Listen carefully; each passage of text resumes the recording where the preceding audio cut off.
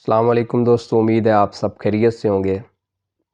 تو کل کا دن بڑا اہم ہے۔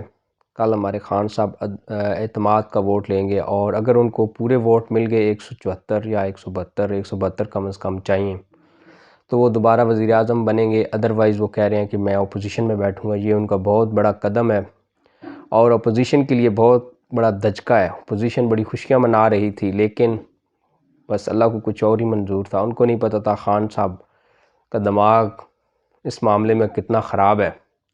گرم ہو جائے تو وہ کچھ بھی کر سکتے ہیں۔ وہ ان کی طرح نہیں ہے کہ وہ کرسی کے ساتھ چپکے رہیں، اور انہوں نے بڑا اچھا سٹیپ لیا ہے اور ہم ان کو اپریشیٹ کرتے ہیں کہ انہوں نے اخلاقی طور پہ یہ جرأت کی، اور امید ہے وہ کل پورے ووٹ لیں گے اور دوبارہ وزیر اعظم منتخب ہوں گے۔ اور انشاءاللہ یہ جو چیزیں مہنگی ہوئی ہیں اب ان کو تھوڑا سستا بھی کریں گے، کیونکہ خان صاحب عوام تو واقعی بڑی تنگ ہے، لیکن اور کوئی آپشن نہیں ہے۔ ان سے بہتر خان صاحب ہی ہیں۔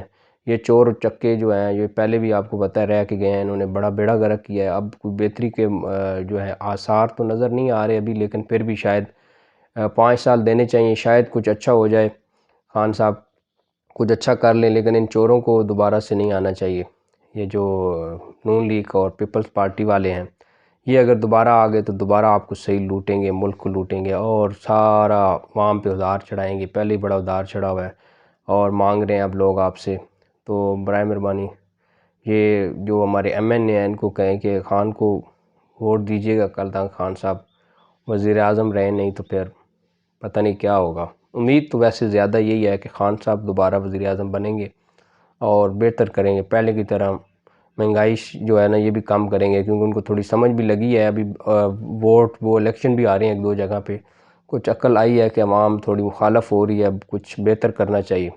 تو امید ہے وہ بہتر کریں گے، ایک بار وہ دوبارہ سلیکٹ ہو جائیں، شاید کچھ اچھا کر لیں، ان کو اعتماد کا ووٹ مل جائے۔ اگر نہ ملا تو پھر آپ یہ ہتھے چڑھ جائیں گے کسی کے، اب پتہ نہیں کس کے ہتھے چڑھیں گے۔